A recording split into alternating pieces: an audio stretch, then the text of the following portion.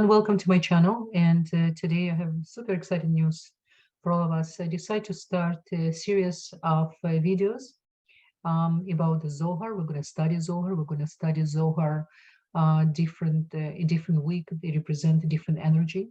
And if you're not familiar with Zohar, welcome. I think it's considered one of your best days of your life. Yes, I can say that. It's to connect to Zohar and to start to study Zohar, to wisdom Zohar. It's one of the highest level of understanding creation or dimension, because everything really concealed in our world where we live. This is why it says in Gemara, in Talmud, we live in Ulam of Sheker, world of lie. But while we live in world of lie, there's a lot of hearing, a most important light we came to elevate and to reveal, because it's so much hearing. It's always easy to be nice with nice people. It's always easy to be in a good mood with a good atmosphere. But when you are facing real difficulties, when you're really facing your own so to say, other side inside of ours, which is we came to work with, you start to understand this much bigger picture behind. And Zohar, it's one of the most important books was ever given to humanity. It's a book of really all the secrets, explanation of first of all about all the kingdoms, the animate kingdom, mineral kingdom, vegetarian kingdom, animal kingdom, in our human kingdom, all the secrets of creation, of all the secrets of the stars and astrology and Milky Way, the information about the world of angels, and most important, what is really creation? What is really light of creator in this limited reality, and how it's really important for us to know how to look and to, not to see, not to connect to illusion and the pain of the situation, and understand the purpose of challenges we're going through, and how much it's supposed to elevate us and to bring us even closer to the creator within us. Each of us have a spark of creator. It says in the Zohar, even angels envy us, because all of them, they know exactly why we're here. They're receiving, the assignment. They come here, they do the job, they disappear.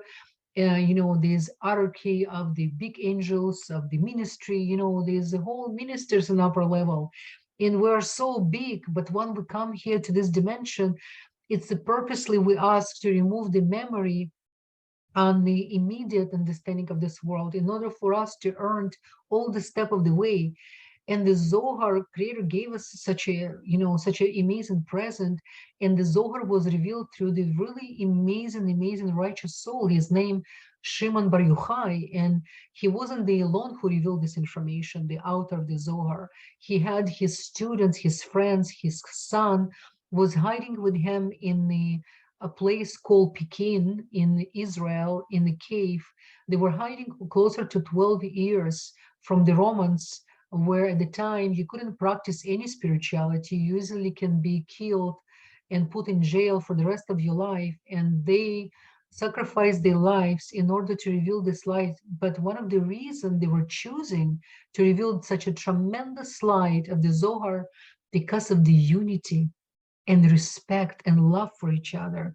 When this type of collective energy was created between all of them, it says the Elijah the prophet, Eliyahu Navi, and Moshe Rabbeinu the Moses came to them, and they studied together, and they revealed the energy in light of the Zohar.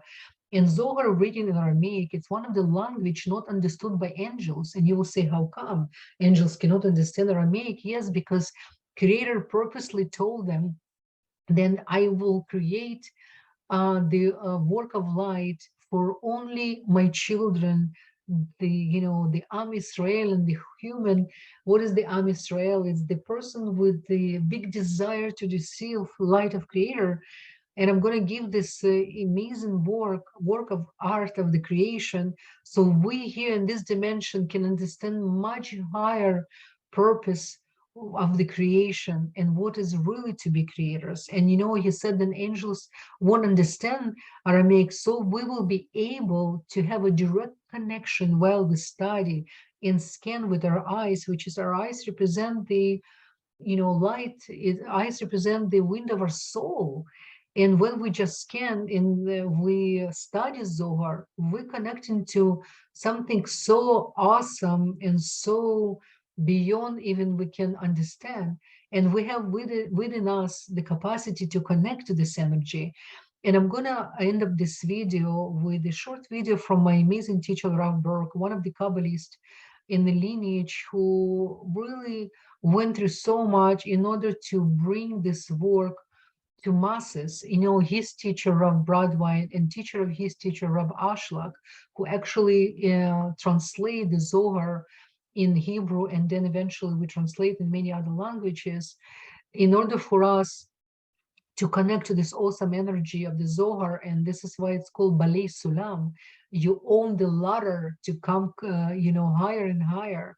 So when you study Zohar, and those of you who already been familiar and study Zohar, you know it's hard to describe in words what's really the energy of the Zohar. It says is it has a highest level of protection or makif, surround light.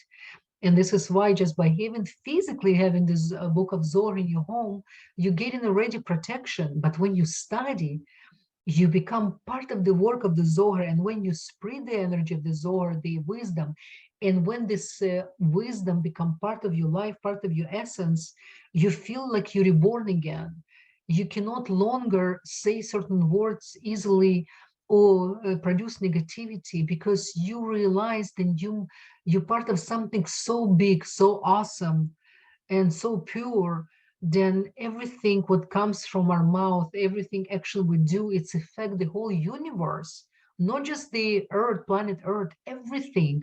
We are the universe. It says in the Zohar, then we need to wake up every morning, open the window, look at the sky, and say out loud, everything is created just for me.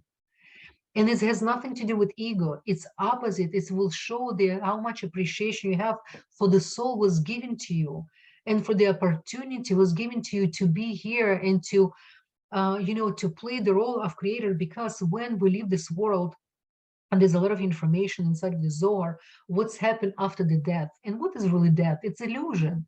You know, our soul, it's infant. We receive in our body as a holy temple to our soul, just for us to practice what is to be creator. And when we leave this world, the real life it start. Here we in the instant moment. And while we're here in instant moment, we create a lot of opportunities for our soul to understand the light of creator. Because when we leave this dimension, the frequency we gain here and the understanding of creation, this is what we take with us in upper level, nothing else. No cars, no houses, no the career achievement, nothing. The only thing we're going to take with us, the love we give to others, and to love we give to ourselves, real love, and to understand the work of creation, how everything connected, how much the mineral kingdom, a vegetarian kingdom, animal kingdom, everything came to serve us, and they're so connected with the creation. Then we're much more blind at the same time how powerful we are. And everything, really anything we touch is getting the energy, because we are walking energies, right? So I'm gonna give word to my amazing teacher Raf in a few minutes.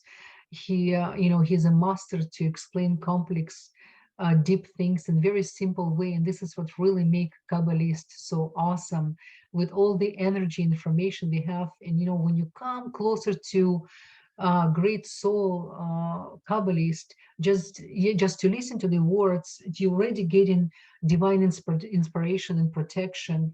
And when you have opportunity to visit righteous souls, the buried places, and if you have opportunity to be beside a high elevated soul, you feel the or makiv, the surround light they have, and how much they saw the energy, the work affecting you, and the way how they look at you and believe in you and see the goodness in you. You start to believe in yourself. You start to understand then you're much higher, and we better start to use this energy and to use all the talents, everything was given to us. And while we study, while we elevating our consciousness, our soul, we elevating all our ancestral lineages, because they depend on our work. Everything what they did before we came here, we're using. and they all waiting for us to continue to elevate ourselves, to elevate the energy. It's benefiting all your ancestral lineages, which is really, really important. We're going to discuss in more depth everything what Zohar bring to us. And I hope you guys are going to join me in this journey, study Zohar together, and to improve our life and to stop the pain and suffering and with this illusional reality, and to understand really how to bring the final redemption, the Mashiach. Okay, many blessings. All the best. הנסתרות להשם אלוקינו והנגלות לנו ולבנינו. That is a verse in Deuteronomy chapter 29, where it says that the secrets belong to God, but all that is revealed belongs to us. And therefore, every action, every activity that one performs in this world is entered into what I call a computer. It is written down for posterity, and, says the Zohar, not only is it registered by the individual, and sometimes he forgets, but it is registered before the Lord, and everything is revealed. Adam מחשב ועולו כרצונו לעשות, הכל נמצא לפני הקדוש ברוך הוא ואינו נבד ממנו. That whatever a person thinks, just by thinking, also it's registered. Those aspects that deal with the metaphysical consciousness, like thought, is Lashem Elokeinu. What does it mean? It's registered. It is not forgotten. Not that it means, as some want to interpret, in fact, that why aren't you permitted to learn Kabbalah? Because Hanistarot Lashem Elokeinu. Don't you know all of the hidden, concealed matters in this universe belong to God? We have no right to delve into these matters. That's not what Rabbi Shimon says. It's not what Rabbi Shimon says. Because Rabbi Shimon tells us that if we do not study the Nistarot, if we do not study the hidden aspect, the hidden interpretation of the Torah, we accomplish zero. We walk out the deck empty. So obviously, if we could not delve into the mystery, so to speak, which means the metaphysical realm, how can we ever achieve the beneficence that he wants to give us? Because God is not in this physical universe. He is not expressed in a physical way. Neither is thought consciousness expressed in a physical way. Does that mean all thought consciousness has no validity? In other words, whatever you thought, does it mean anything? No. Every thought has its place. To begin with the answers, the first thing we want to do is read the Zohar. Because with the Zohar, that will raise the level of consciousness of all of us present, just by reading the Zohar, even if we didn't understand one word. Even if you couldn't read the Zohar, as you know I've said on many occasions, the scanning of the Zohar is sufficient to raise the consciousness of all of us, just by scanning it. And then you might say, but scanning it, not only have I not understood what it says, but I'm not even reciting the words. Even if I don't understand them, don't I have to recite the words? And the answer is, just like in the supermarket, to recall again, there's a product code on all products, and there's certain supermarkets that you can just run the product code over the scanner of a computer, and it picks up all of the information instantly. Tells you the price, tells you what kind of an item, everything. There are more than one aspect to that scanning. Now, I am under the impression that if a computer can scan and observe and understand, I really don't understand how a human being that I think, I'm not sure, but I think, only because science wants to convince me otherwise, that man is far less capable than a computer. But I think we're at least equal to a computer.